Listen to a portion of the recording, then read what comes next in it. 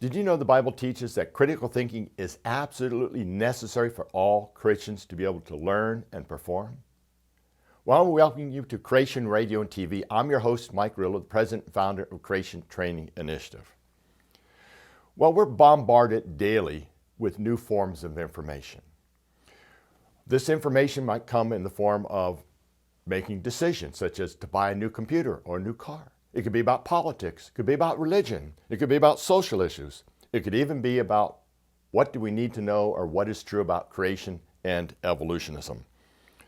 Now, all this seems to be endless. We're bombarded with these sales pitches from billboards, from commercials, from pleadings and positions that are thrown at us from business decisions. How can we know the truth? How can we determine what is true and what is not true in all this information we're being bombarded with? Well, this is where critical thinking comes into play. Now, the typical method that we use is to focus on the evidence. When somebody gives us a commercial or talks about evolutionism, we focus on the evidence. But in critical thinking skills, what we're going to do is focus on their words.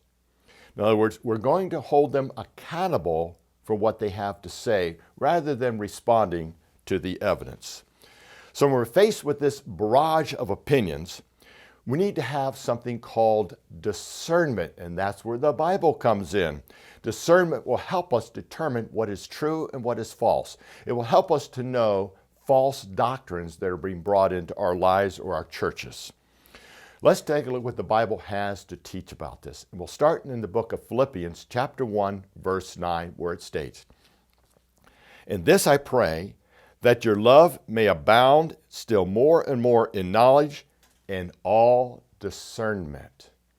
Now let's go to 1 Thessalonians, chapter 5, verses 21 and 22, where it states, "Test all things, hold fast what is good, abstain from every form of evil." That is a wonderful definition of biblical discernment. We're to test all things against God's word to determine whether it is true or false. Then we have Romans 12:2, where it states, "And do not be conformed to this world, but be transformed by the renewing of your mind, that you may prove what is good and acceptable and perfect will of God." So there again, discernment. Then finally, in Colossians chapter 2, verse 8, we read, "Beware lest anyone cheat you through philosophy and empty deceit, according to the tradition of men, according to the basic principles of the world, and not according to Christ." We have to have critical thinking skills, or what we call discernment, to test what is true and what is false. Now, in this session, we're going to cover 4 different topics that will help us have discernment. These are called fuzzy words, magic words, red flag words, and we'll take a brief look at logical fallacies. So let's start with fuzzy words. What does that mean? Well, fuzzy words are designed to tell us what happened. And they also tell us when these words are used, your opponent has no observable evidence for their claim. Now, here's some examples of fuzzy words. We believe, we think, must have, could have, might have, my opinion is, we guess, or over millions of years. Those are all examples of fuzzy words or phrases. Now let's look at some examples of how these are used in sentences or statements. Number 1 comes from a high school biology textbook, and it states, "RNA was probably the first genetic molecule." Now, where's the fuzzy word here? Probably. That means they're not sure about this, and it also means they have no observable evidence to support their claim. Now, this next example comes from a grade 7 life science textbook, and it states, "Paleontologists think that Archaeopteryx and today's birds descended from some kind of reptile, possibly from a dinosaur." Now, this whole statement here is nothing more than a big guess. Let's look at the fuzzy words. The first one is think. In other words, they don't know for sure. They're just thinking this is true. The next fuzzy word some kind of reptile. In other words, they don't even know what kind of reptile this thing came from. And then notice the word possibly. It might not be possible, but it might also be possible. In other words, a big guess, no observable evidence for the claim here. But yet, this was in a life science textbook to help support evolution. Now, here's another one that comes from National Geographic magazine, and it states, all dinosaurs probably evolved from a scurrying bipedal pheasant-sized reptile. Now, notice again, they're not sure. It could be a guess. Notice the fuzzy word here. Probably means they really don't know for sure. It also means, again, they have no observable evidence to support this claim. Are you getting an idea of what's happening in our textbooks to support evolution? Now, here's another statement, comes from a high school life science textbook, talking about the origin of life. And it states, the first cells could not have needed oxygen to survive.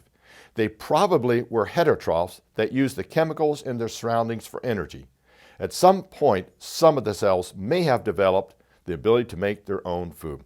Now let's identify the fuzzy words or phrases here. The first one is could not have needed. Now why is that so fuzzy? Well, this is supposed to have taken place over 3.5 billion years ago. How do they know the first cells could not have needed? They weren't there, and there's no evidence to support that claim. It is just an opinion. Anybody recognize the next fuzzy word there? Probably. In other words, they're not even sure about this statement. And then finally, the last fuzzy word, may have developed. They may not have. See, again, the whole thing is just fuzziness, not real science. Now, I want to point out here, there's nothing wrong in science with using these so-called fuzzy words, like we believe, we think, could have, might have. My opinion is nothing wrong with using those in science. However, we have to know what they really mean. Now, let's get a little more technical. I want to show you how to read a technical article or a technical paragraph without even having to know the science and still take it apart. Now, this next one comes from an astronomy book, and it's done by a very good astronomer. And what he's going to do is talk about how galaxies form. And let's see if we can understand this. And it states, imagine that infinitesimal fluctuations in density were present in the early universe. The expansion of the universe must have exerted a stabilizing influence on such irregularities. The expanding universe has the effect of greatly impeding what otherwise might have been catastrophic forces. Nevertheless, the process of growth of fluctuations went on for a very long time. Anybody recognize the first fuzzy word here? Imagine. Right, the very first word there, imagine. What does that tell you? This whole paragraph, this whole statement is nothing more than his imagination, not observable science. Then we go down to the next fuzzy words, must have. Why does they must have? Because he doesn't know. It's just his imagination. They might not do this. And then the next fuzzy words, might have been. And then finally, they went on for a very long time. How does he know? He wasn't there. It's just his best guess. Did you know it all could have been created in a single day, as the Bible tells us, and didn't take a very long time? So again, this is just nothing but fuzzy words and phrases. Now, the last one here on fuzzy words. I call this the greatest fuzzy statement ever made, and it's by Professor Richard Dawkins, a professor of zoology. And it states, it could be that at some earlier time, somewhere in the universe, a civilization evolved, probably by some kind of Darwinian means, probably to a very high level of technology, and designed a form of life that they seeded into perhaps this planet. And I suppose it's possible that you might find evidence for that if you look at the details of biochemistry, molecular biology. You might find a signature of some sort of designer. Now, there's more fuzzy words in here than real words in this statement. Let's find the first one. How about could be? It could be. That's his opinion, not science. The next one, at some earlier time. How does he know this? He wasn't there. This is supposed to have taken place a long time ago. then somewhere in the universe, he doesn't know where, just pointing out somewhere in the universe it might have happened. Then we go to our word probably. It might not even have happened.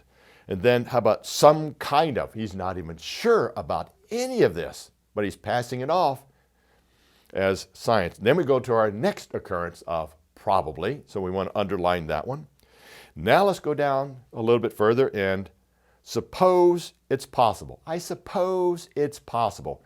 Folks, that's nothing more than a personal opinion, not science. Then we go down to might find. We might not find, but he's saying we might find, so he's not even sure about any of this. Then we go down to the next might find, and then finally, some sort of designer. He's not even sure what kind of designer this is. This is what I call the greatest fuzzy statement ever made.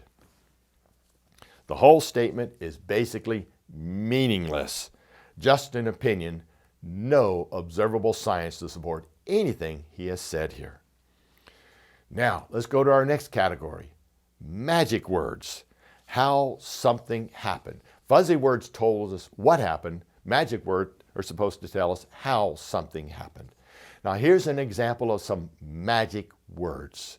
Appeared, emerged, arose, gave rise to, was on the way to becoming, burst onto the scene, evolved itself, was making a transition to. Now, those are what we call magic words. Let's take a look at some examples where these are used.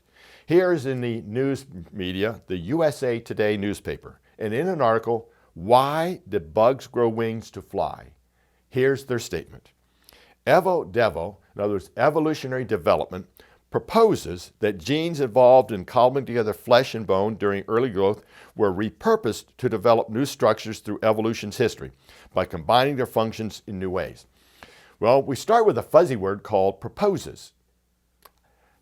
Evolution development proposes. I didn't know evolution development had any intelligence to propose anything.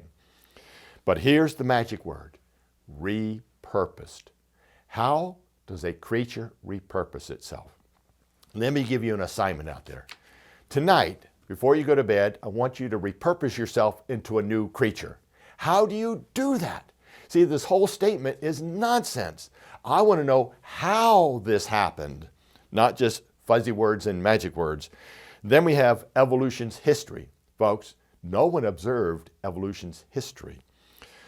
So, proposes means this is not a fact. Repurpose, what does that mean? And how does a creature repurpose itself? And again, evolution's history is not observed. So there's nothing observable to support this claim. Now here's another one with magic words. This comes from a dinosaur book about dinosaurs. And it states, into this world came the dinosaurs, initially small bipedal carnivores, and they rose to dominance at some point during the Triassic. Now what does this mean? Into this world came? I want to know how they came into this world. And they arose. How did that happen? In other words, they're not giving us any of the details in here how this is supposed to happen. In other words, wave a magic wand and it happened. Or throw billions of years at it, as they point out in the last part during the early Triassic, billions and millions of years ago. They're trying to bury their evidence in millions of years. No one was there to see that, and no one has ever observed millions of years. So again, no observable evidence to support this kind of claim. Now here's another one. This comes from the American Museum of Natural History, and it's an article entitled, How Does Natural Selection Work? And it reads, natural selection is a mechanism by which populations adapt and evolve. In its essence, it is a simple statement about rates of reproduction and mortality. Those individual organisms who happen to be best suited to the environment survive and reproduce most successfully, producing many similar, well-adapted descendants. Folks, all this statement claims is that creatures that are better suited to their environment will survive better. It has absolutely nothing to say about Darwinian evolution. You see, Darwinian evolution is how one creature changed into another. Natural selection has nothing to do with that. And also, this article says nothing about natural selection. So I'd like to know what is natural selection and how does it work? It didn't tell me that. See, the magic words in this statement are adapt and evolve. What does that mean? See, I can adapt to high altitude. I can adapt better to cold climate. I can adapt better to hot climate, but I'm not evolving. So this has nothing to do with Darwinian evolution. It's just a statement of opinion. Now let's go to our third category. First one was fuzzy words. Second one was magic words. Now let's do red flag words. When you hear red flag words, it sends a red flag up in you, a warning. Something is not right or is misleading about the statement. Let's take a look at what these words are. The first category are words all, everybody, and no real scientist. These words express what we call an absolute. When anybody says all, that should send a red flag up. How do they know all? The next category, I believe, I think, or the word truth. These all express a personal opinion, not necessarily fact. Then the third category, fundamentalist or intolerant. Those are all used to label an opponent. So those are examples of red flag words. In other words, what we're trying to learn to do is listen to the words used and hold the person accountable for these words. Let's take a look at some examples of where red flag words are used. The statement, I believe people should decide for themselves what is right or wrong. Well, the word I believe, that expresses an opinion, not a fact. Also, this statement contradicts itself because it expresses a truth. So this statement is nothing more than an opinion and contradicts itself. The next statement, why are Christians so intolerant of other views?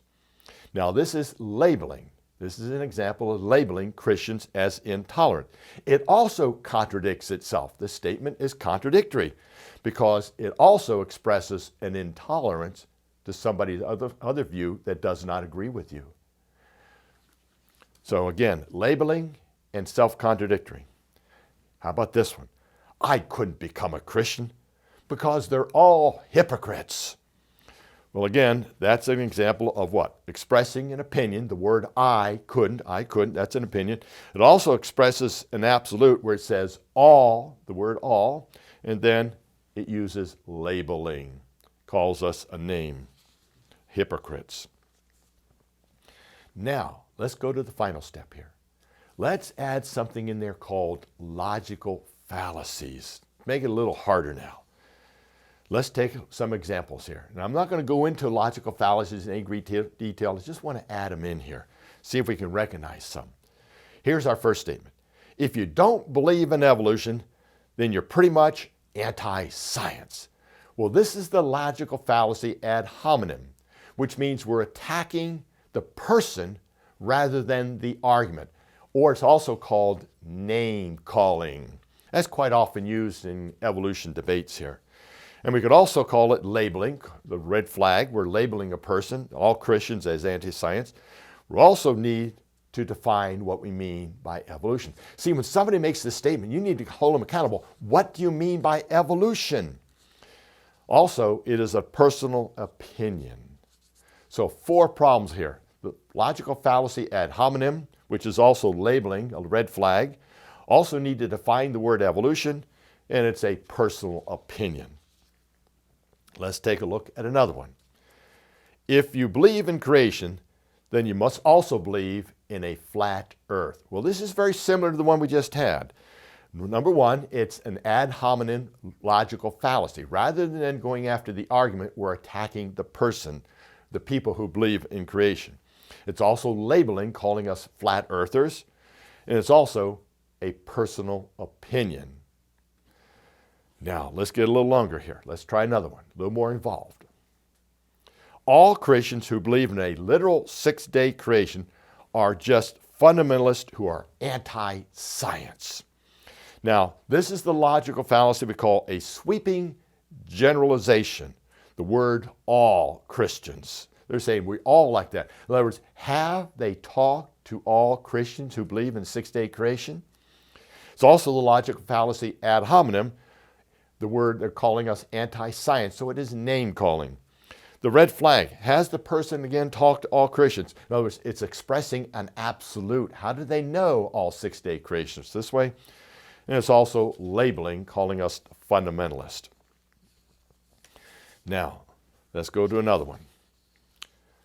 This comes from a professor of biological sciences at Stanford University, and he states, American neoconservatives promote creationism because, as their own statements reveal, they apparently fear an educated population and see the theory of evolution as a threat.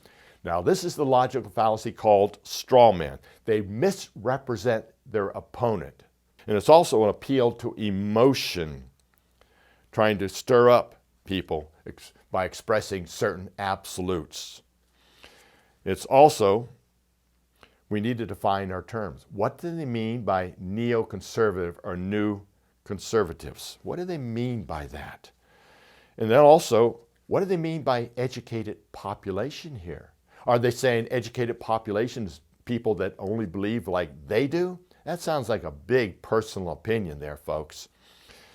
So again, that statement is nonsense because, one, they haven't defined their terms, and it's nothing more than a personal opinion. Now let's go to one by one of our former TV people there, Oprah Winfrey. What does she have to say? And again, Oprah Winfrey is one of our modern New Age speakers. And she states, one of the biggest mistakes humans make is to believe that there is only one way. Actually, there are many diverse paths leading to what you call God. There couldn't possibly be only one way. Now, let's analyze this. Who said this is a big mistake? That sounds like that's Oprah Winfrey's personal opinion. And she's putting herself in a position of authority on the matter, which leads to a logical fallacy of appealing to authority, and the only authority she's appealing to is her own. And she's also appealing in here to the Christian God, the God of the Bible, but ignores what the Bible actually teaches. Is she also aware of the contradictions between the Bible and other religions? So it's basically a logical fallacy of appealing to ignorance. And this time it turns out to be her own. Now, two more. How about this one? I, for one, would rather believe in the observable, proven, and settled scientific evidence concerning the origins and obvious evolution of life than in some magic man in the sky as you Christians do. Well, this is the logical fallacy of straw man, misrepresenting the opponent. Christians don't believe in a magic man in the sky. It's also an appeal to emotion, persuade people by stirring up emotions. In other words, it's just a personal opinion. And I'd also like to know, what is his definition of science or scientific evidence here? He hasn't clearly stated that. And it's also labeling Christians as anti-science. Well, actually, it turns out Christians are not the ones that are anti-science. We're the ones that want all the scientific evidence taught in the schools. It is the evolutionists that do not want the science in the schools.